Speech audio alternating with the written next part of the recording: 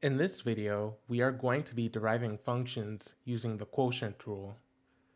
What I have up on screen right now is the formula for the quotient rule, which is denoted as the following. So make sure you remember this formula as we are doing the practice problems. So without any further ado, let's hop straight into it. We're going to start off small and basic here. We want to find the derivative of 7 over x, and what we can do here is we can represent f of x as our numerator and g of x as our denominator. And doing so, f of x will equal 7, f prime of x will equal 0, taking the derivative of that function. G of x will equal x, and g prime of x will just equal 1. Plugging this into the formula, this would just simply get us 0 times x minus 7 times 1. And the denominator of the quotient rule formula is g of x squared, and that would just simply get us x squared. Doing the basic math, 0 times x, 0, 7 times 1, 7, and we do have a minus sign, so that would just simply get us 7, well, negative 7 over x squared.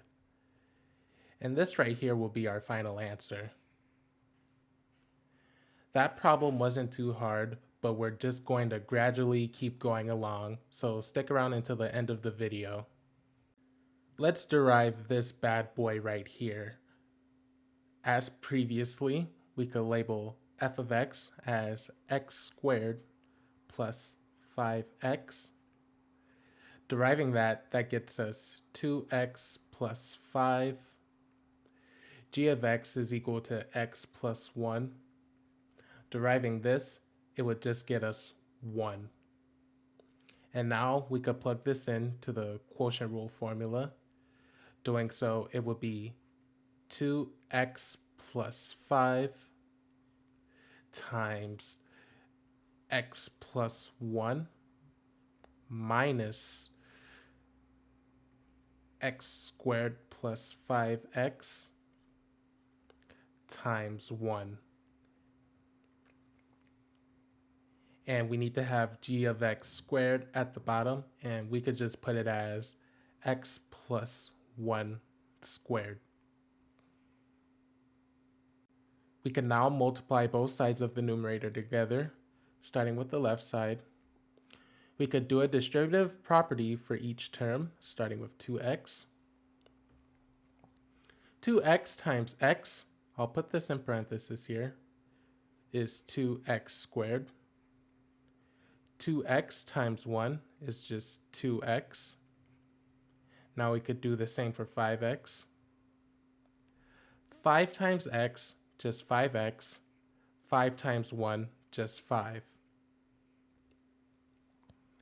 And we would just write out x squared plus 5x since we multiply that by 1. Oh, I'll put this in parentheses here. Over x plus 1 squared.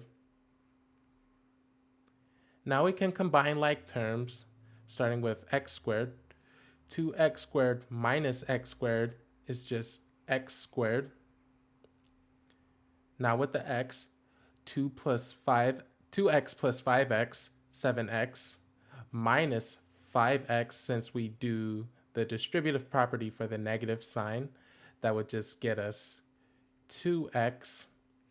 And 5 is our only constant, so plus 5 over x plus 1 squared. And this right here will be our final answer.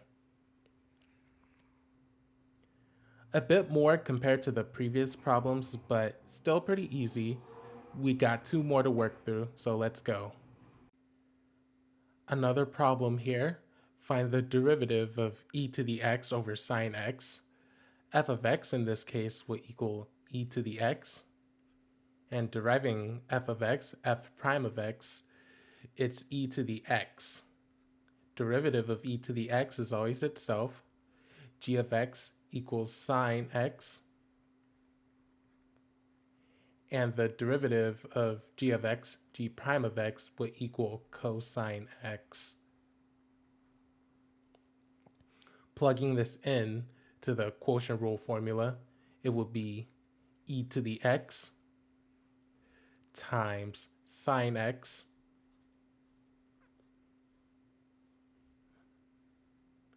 minus e to the x times cosine x.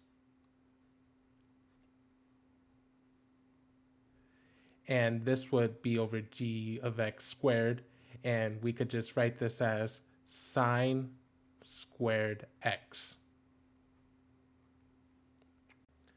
Focusing on the numerator, we could multiply both sides together, and doing so, it would just get us e to the x sine x minus e to the x cosine x over sine squared x. But however, this can be simplified by dragging out e to the x, and doing so, it would just be e to the x times sine x minus cosine x. Shut up, phone. No one asked you to give me a notification. And this would all be over sine squared x. And this right here will be the final answer. Okay, that was a pretty good example right there. So let's work through one more problem. Let's derive this last function, natural log x over tangent x. F of x equals natural log x, and f prime of x equals 1 over x. G of x equals tangent x, and g prime of x equals secant squared x. Plugging this into the quotient rule formula, it will be 1 over x times tangent x minus natural log x times secant squared x. And this would all be over tangent squared x. Finally, we want to rewrite the numerator, starting with the left side. 1 over x times tangent x is tangent x over x minus natural log x times secant squared x. We could just write it as natural log x times secant squared x. And this would all be over tangent squared x. And this right here would be our final answer. Okay then, that's going to be all for this video. As always, I really hope you enjoyed it or learned something from it, and if you did, feel free to like, subscribe, and hit that bell. I really look forward to making videos that aren't math related, so really excited for that. Let me know what you want to see, and please feel free to leave feedback in the comment section, whether it's positive or constructive. That's going to be all from me, and I will see you in the next one.